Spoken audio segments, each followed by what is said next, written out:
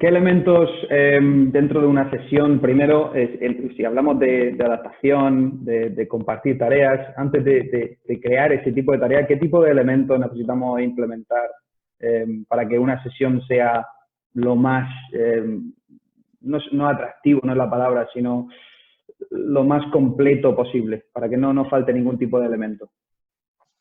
Bien, bueno, hay muchas estructuras de sesión que nos pueden ayudar, pero fundamentalmente yo suelo utilizar, sobre todo hasta la etapa Benjamín, fundamentalmente, esta estructura de sesión de Chernoy-Duret del año 95, porque lo que te hace es garantizar que la sesión va avanzando, va mejorando en especificidad y en globalidad.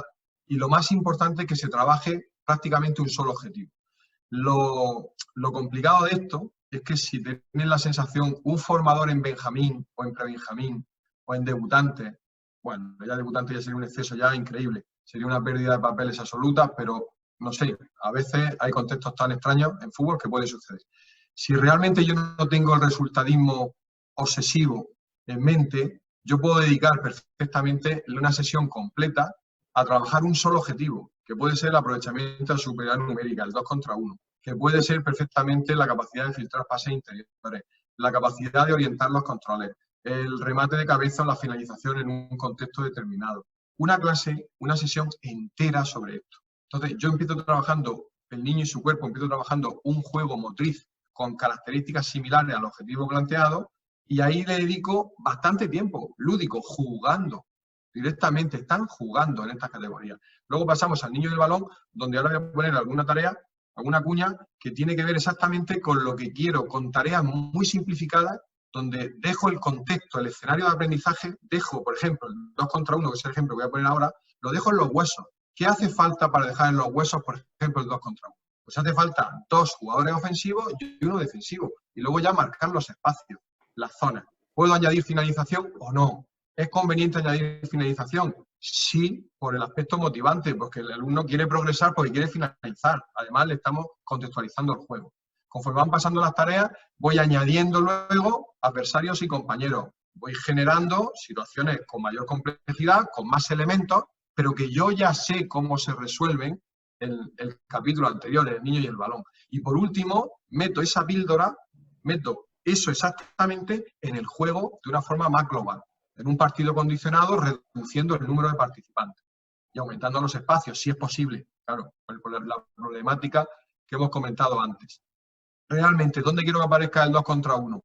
Bueno, pues simplemente, por ejemplo, si quiero que aparezca una superioridad numérica muy clara, pues si hago 3 equipos, uno solo defiende contra 2 equipos ofensivos. Me estoy garantizando que va a aparecer la superioridad numérica de forma natural en el juego. O con la inclusión de comodines, si es en la zona activa de balón, comodines interiores. O dando amplitud y profundidad con apoyos externos, colocándolos por fuera. O en los fondos para mejorar o facilitar la fase de finalización, con pases de procedencia profunda.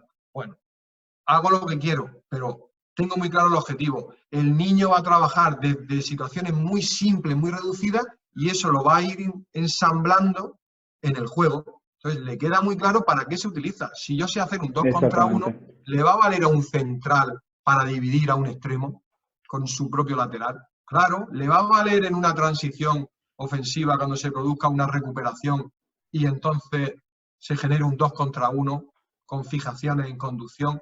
Claro, pero hasta esto hay que ponerlo en contexto. O sea, la prioridad para progresar, la forma más rápida de progresar es pasar. Incluso cuando estoy tratando de aprovechar la superioridad numérica del 2 contra 1, si en cualquier momento aparece un pase favorable, es decir, puedo relacionarme con un compañero que está más cerca de la meta rival y en un contexto favorable, desmarcado, yo no tengo que explotar la superioridad numérica, tengo que explotar el espacio, tengo que progresar. Y esto no entiende de modelos de juego, esto entiende de conseguir los objetivos del juego, que es, teniendo el balón, ser capaz de progresar y ser capaz de finalizar. Para esto hacemos todo. Da igual el modelo de juego, los principios del juego son superiores o están por encima en perspectiva del resto de cuestiones. Puede ser, siento interrumpirte, Alberto, puede ser sí.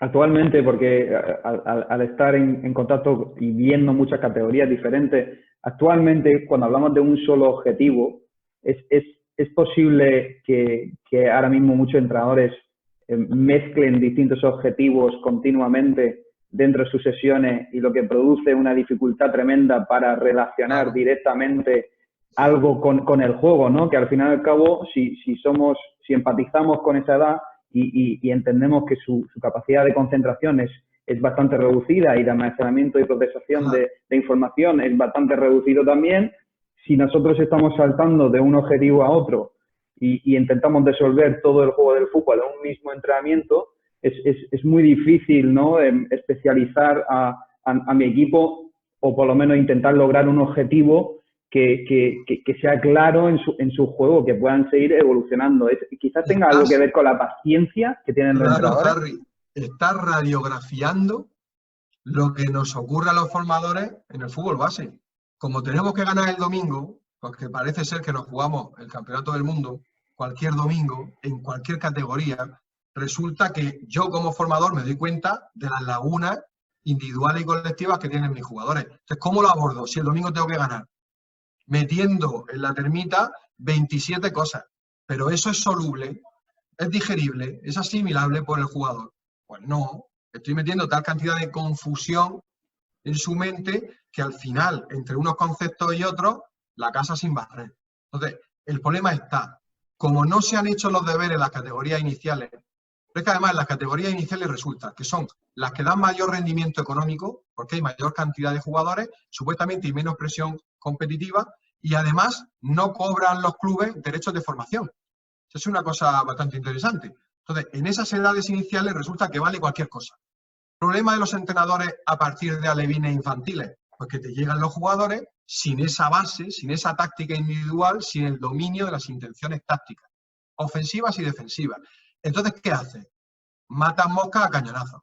Tienes que tratar de mejorarles individualmente y colectivamente en tantísimos conceptos que realmente, mientras estás compitiendo, te das cuenta de que tienen muchas dificultades y además una variabilidad en muchos clubes enorme. Tienes 3, 4 jugadores con alta capacidad y con cierta experiencia y dominio y otros jugadores con unos niveles muy inferiores. ¿Cómo trabajo esto? Al final tengo que trabajar por grupos de nivel, adoptando estilos participativos y, individualizadores, fundamentalmente. Entonces, ¿cómo le doy a cada cual, a cada grupo de jugadores lo que necesita? Tendría que subdividir los grupos. ¿Tengo espacio para ello? ¿Tengo colaboradores para poder yo desdoblarme en varios y generar? Al final esta es la clave. Si yo sé que tengo que darle el estímulo que necesita cada jugador o cada grupo de jugadores en sincronía con las deficiencias encontradas. Pero en la práctica, ¿tengo los recursos, las infraestructuras necesarias para hacerlo? Bueno, es una pregunta que se tienen que hacer los responsables metodológicos y sobre todo los clubes, porque estamos masificando los grupos y estamos incluso dando, venga, 3 horas a la semana, 3 días a la semana en vez de 2. Llega un momento que el espacio no da para más porque se comparten los campos con muchos equipos y al final estás trabajando en unos espacios que permite hacer rondos y poca cosa más.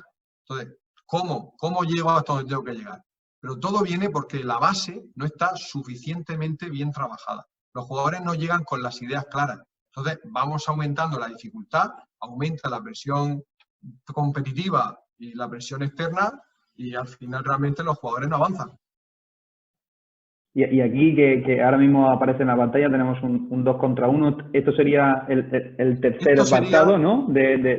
Sería el segundo. Recuerdo, el primero sería el niño y su cuerpo, juegos motrices adaptados. El segundo es el niño y el balón.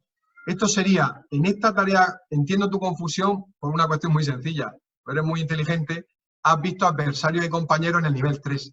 Aquí, como hay adversarios y compañeros, claro, pero es que el 2 contra 1 no puedes poner un cono para simular un defensor por la razón que te voy a dar a continuación.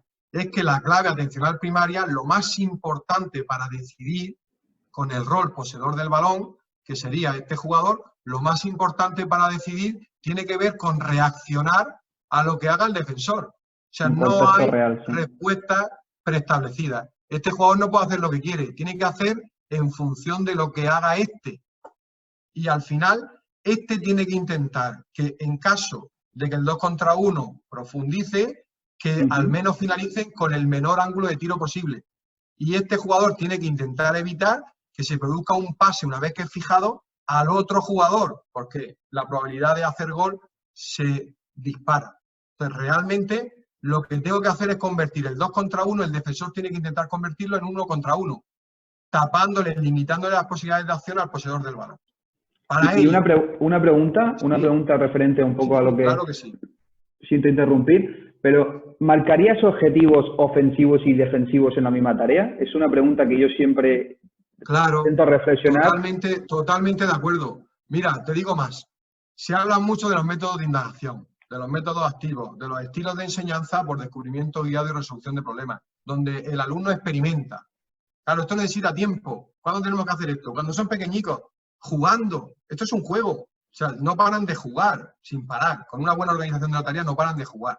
Al final, yo no puedo darle información conceptual, teórica. Tengo que traducirlo a tareas.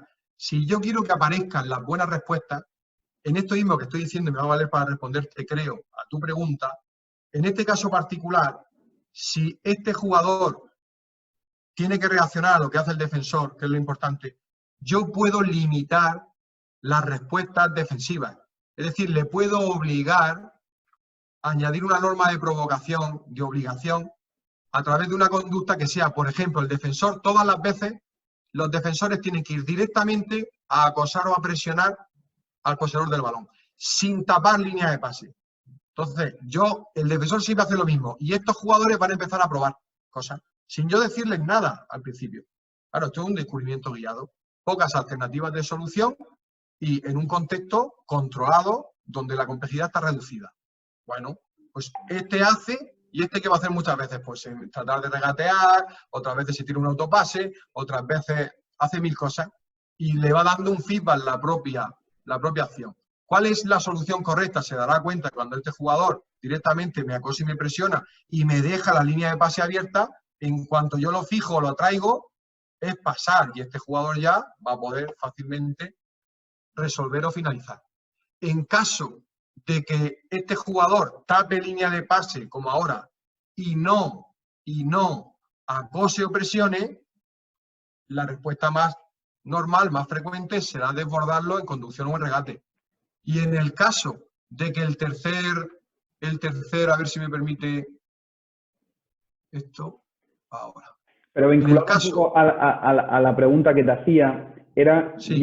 como entrenador, si yo estoy trabajando en esta situación, en la fase ofensiva, 2 contra 1, ¿corregiría también cómo se defiende o me centraría única y exclusivamente en la fase ofensiva? Aunque ponga un objetivo para el defensor, claro, me centraría en la corrección de cómo presionar bien si yo estoy trabajando en 2 contra 1 en fase ofensiva. Depende la prisa que tengas porque encuentres la respuesta.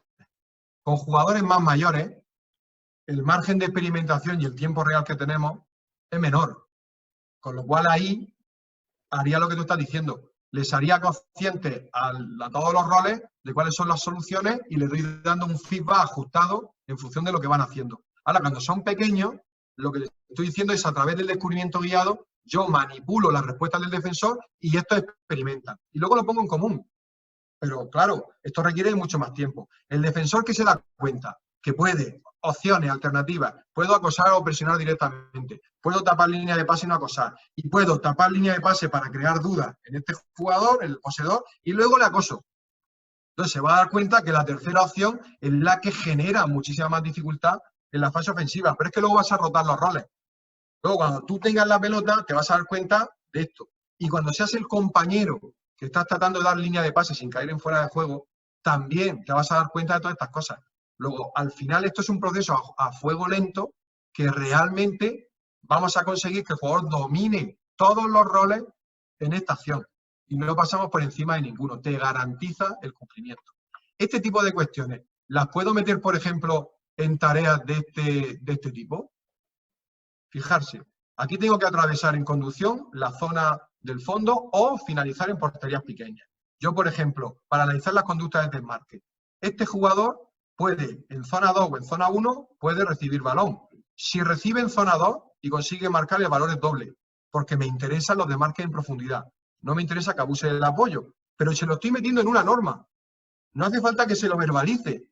Directamente, él va a entender, mediante las normas de provocación, los espacios. La propia tarea. El reparto de espacios es vital, porque los niños cuando son pequeños no entienden de espacios, quieren participar. Entonces continuamente se acercan en apoyo a la zona activa de balón y se estorban continuamente y no son conscientes. ¿Qué tenemos que hacer? Limitar los espacios al final en este tipo de procedimientos. Entonces, si yo con este jugador se la doy y no puede progresar mediante un duelo, si me la devuelve otra vez al comodín, este resulta que puede invadir la zona y hace un 2 contra 1 para atravesar en conducción la línea media.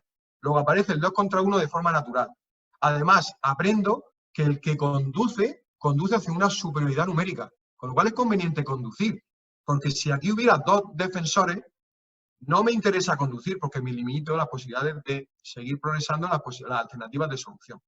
Al final, lo que estoy construyendo son tareas en las cuales, por ejemplo, aquí en un 4 contra 4, estoy viendo que voy a generar, por ejemplo, en una situación muy frecuente en el juego, en un 2 contra 1, centrales contra un defensor, contra un punta, contra un avanzado, en el cual realmente aquí voy a poner en práctica exactamente esto.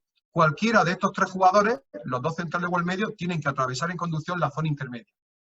Estoy jugando a crear la primera ventaja en el ataque indirecto.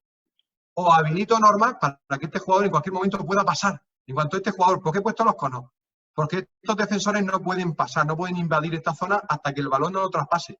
Entonces, van a aparecer opciones cuando no sea viable hacer esto para que este jugador pudiera también dársela directamente a este, que no puede girar, puede hacer tercer hombre con los jugadores de cara que se incorporan. Voy añadiendo elementos y complicando las posibles alternativas reales del juego, pero en contextos simplificados. Esto no es un 11 contra 11. ¿Cuántas veces se repiten las conductas esperadas en un planteamiento, en un escenario de aprendizaje como este? 50 veces en 5 minutos. Ponte a ver cuántas veces divides o generas la primera ventaja en un partido real. Y no es necesario, ¿no? Tampoco es necesario tener porterías, por ejemplo, en un cuarto de campo, perfectamente, si tienes un 7 contra 7, en vez de realizar un 7 contra 7 en medida grande, que quizás sea más difícil de ver, identificar y progresar dentro de este tipo de tareas, realizar o dividir el grupo en 2 cuartos de campo y realizar como bien has puesto antes, un 4 contra 4, en estas circunstancias, y en vez de ser porterías puede ser cruzar una línea o puede ser realizar un pase dentro de un objetivo o cualquier objetivo que tú quieras plantear dependiendo del objetivo más personalizado que te quieras dar. Y lo que más me parece interesante que quiero remarcar es que todas estas tareas van encaminadas, van progresando desde un mismo objetivo. Y creo que es súper importante recordar eso, que todas estas tareas van con el mismo tipo de instrucción. Quiero decir, no estamos hablando en una tarea sobre un aspecto del juego y llegamos a la siguiente tarea y nos olvidamos de la primera tarea. Quiero decir, que va en progresión. Claro. Podemos recordar el día del partido y decir, el martes, acordáis lo que estuvimos trabajando y el objetivo, si queda claro, te contestarán y te dirán, sí, pues 2 contra 1, ¿qué teníamos que hacer? Y ya podemos empezar a elaborar preguntas, ¿no? a nuestros jugadores, claro, si y relacionarlo con el contexto real. Claro, lo que le estamos dando es significatividad a lo que están haciendo y estamos siendo capaces de repetir muchísimas veces las conductas esperadas. Entonces, realmente la sesión podría ser en el segundo, en el niño y el balón, la tarea que hemos dicho inicial en este sentido, puede ser la siguiente, una progresión en dificultad en un embudo, donde las zonas cada vez son más pequeñas y voy aumentando la dificultad al tiempo que organizativamente van entrando. En cuanto uno la pierde por imprecisión o se la roban, cambia rol, este se queda a defender y este sigue atacando. La organización es perfecta, no se para, los niveles de participación son muy elevados. Y luego me lo llevo a situaciones del juego como esta, en el grupo 1 contra el grupo 2. Estoy haciendo todo el rato 2 contra 1, sin parar. Pero los niños son pequeños, necesito delimitar en zonas, como estamos viendo aquí. El niño tiene que ver que al final las propias conductas de desmarque tienen que ver con la creación y ocupación y aprovechamiento del espacio. Luego, ¿me ayuda a tener referencias visuales, espaciales? Es vital, porque al final el niño se va a dar cuenta y dice, no podéis coincidir en ningún momento en el mismo cuadrado. Y al mismo tiempo, por ejemplo, tenéis que intentar evitar la lateralidad, que os ubiquéis los dos en el mismo espacio. Pero no es importante esto todavía, hasta etapas posteriores. Me puede valer, por ejemplo, para trabajo de un sistema 1-4-4-2 con 2 puntas para trabajar los movimientos en balanza. Cuando uno viene, el otro va. Uno aparece en apoyo, arrastra o no a su central y se produce o no un espacio profundo. Y el otro tira. O medio centro en un sistema 1-4-4-2, un doble pivote o 1-4-2-3-1, que los movimientos de los pivotes van a ser en balanza. Uno viene y el otro va. Bueno, al final estamos hablando de contextualizar movimientos, contextualizar principios, pero lo realmente importante es, ¿esto está claro? Si esto no está claro como el agua, si uno no domina esto, luego no lo va a poder transferir a otros contextos más amplios del juego. Y esto, en mi modesta opinión, es lo que no se hace con suficiente claridad. Y es lo que hace que nosotros, yo por ejemplo, estoy entrenando equipos sub-23, de los mejores jugadores sub-23 de la región. Y he visto jugadores con un potencial increíble que tácticamente no se sacaban partidos. Entonces, es una cosa absolutamente increíble que conceptos tan sencillos como estos puedan llegar jugadores con 19, 20, 22 años y no tenerlos claros todavía. Esto es muy grave, porque no van a llegar a su máximo potencial, a optimizarse, precisamente por la formación deficiente que han tenido. Y entrando un poco en una cuestión que quizás puedan plantear muchos entrenadores respecto a esta situación, que puede ser que el grupo, como hemos puesto al principio, el grupo puede ser de 15, 16 jugadores. ¿Qué consejos darías para poder implementar este tipo de tareas que son un poco de grupos reducidos, ¿no? ¿Dividirías el campo en más zonas? ¿Lo harías a lo grande? ¿Harías esperar a los jugadores? Yo lo que haría, Harry, fundamentalmente es intentar que la misma franja horaria esté en la mayor cantidad de jugadores de características parecidas, de edades y categorías parecidas. Porque a veces lo que hacemos son diferentes postas, por así decirlo, como si se tratara de un circuito. Entonces van pasando los jugadores por los espacios y no al contrario.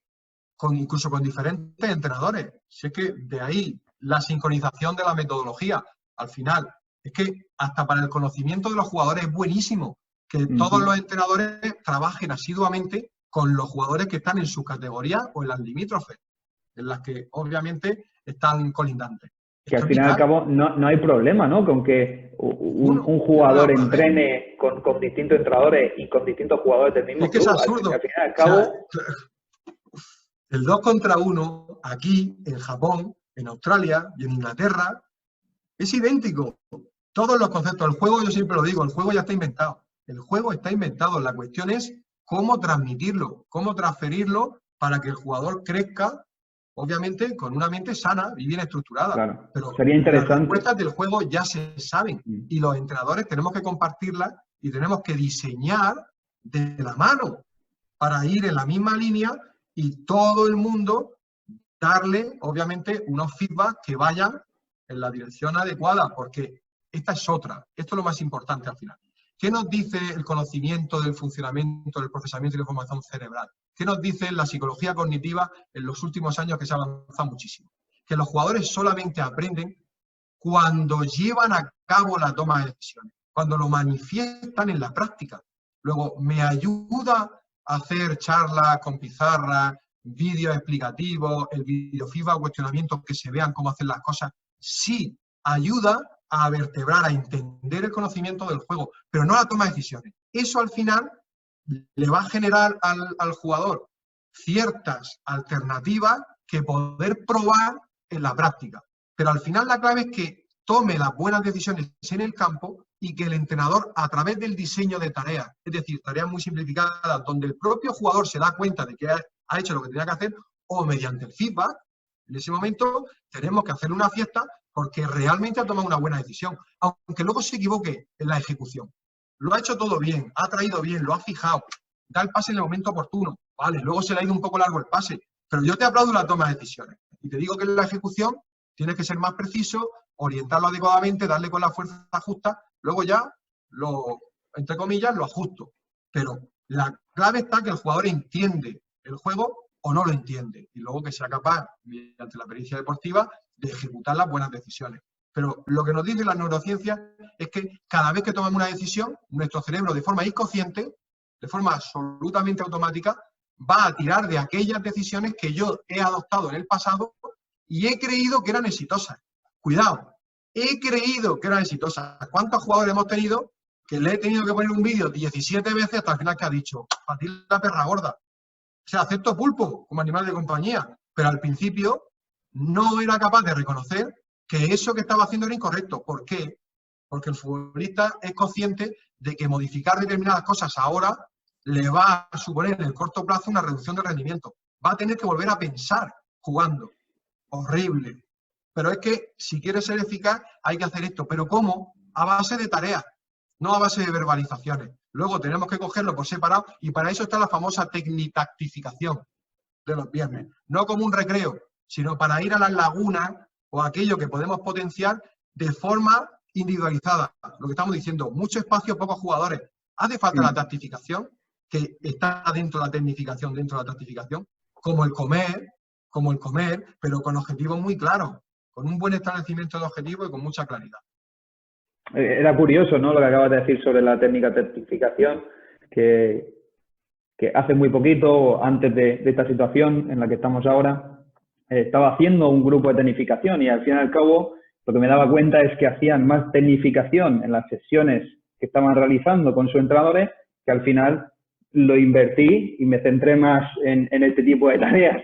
Y al final de la tecnificación, pues lo hicimos generalizado y empezamos a indagar en este tipo de situaciones, ya que tenía unas instalaciones magníficas y un grupo reducido de entre 6 y 8 jugadores, la cual podíamos durante 1 hora y cuarto centrarnos con un espacio muy buena, unas condiciones espectaculares, en este tipo de situaciones que no podían o sentían que no existía dentro de sus sesiones semanales, ¿no? Y entrando antes de entrar en el siguiente tema, ahí parece que quieres añadir algo más con esta imagen. Simplemente. Es que nos podemos meter aquí hasta una profundidad extrema. Esto es una tarea en los huesos para la segunda parte de la sesión para niños, hasta la etapa Benjamín, para las conductas de desmarque, para la intención táctica ofensiva del desmarque. Fíjate qué tarea más sencilla. Pero, ¿para qué quiero trabajar 4 contra 4, 6 contra 6, si un jugador en un espacio interior de 1 contra 1 no es capaz de ser eficiente en la conducta de desmarque? Y no lo son. Pero es que no lo son jugadores con 20 años.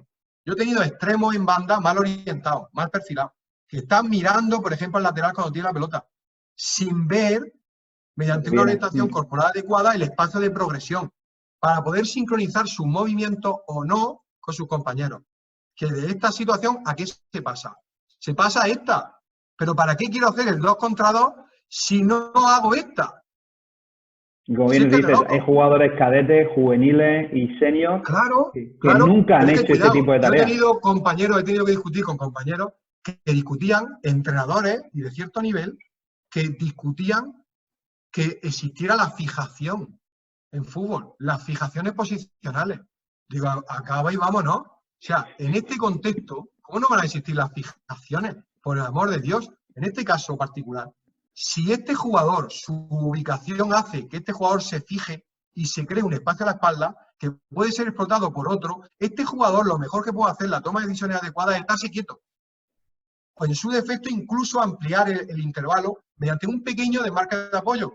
Porque este jugador, además, si lo llevo en contramovimiento, cuando el balón vaya al espacio, le va a costar mucho más hacer la ayuda defensiva posterior. Claro. Reconocer que mi acción interfiere en el juego indirectamente en vez de activamente. Claro, pero esta es la segunda etapa. La primera etapa es que la clave atencional de desmarque importante, la primera de ellas, cuando soy el receptor, es qué hace el defensor.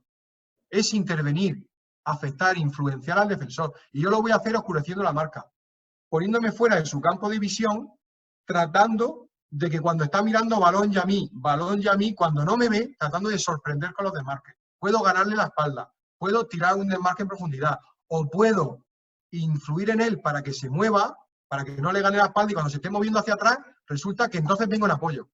Y si arranca muy fuerte en apoyo y este tiene tiempo porque está desmarcado, resulta que entonces le puedo tirar otro contramovimiento a la espalda y ya le fracturo la cadera. Bueno, todo este tipo de cuestiones las tienen que experimentar los jugadores mediante un juego con o sin balón de forma continua. Cambios de dirección, cambios de ritmo, ¿Y si soy un poco lento? ¿Puedo, sin que me vea oscureciendo la marca previamente, puedo contactar físicamente con él para ganar el espacio? Hay jugadores que no son muy rápidos, pero son muy fuertes. Al final, ¿qué prueban? En función de sus características, cómo ganar espacio. Y además, si recibo en zona 2, mejor. Gano la profundidad.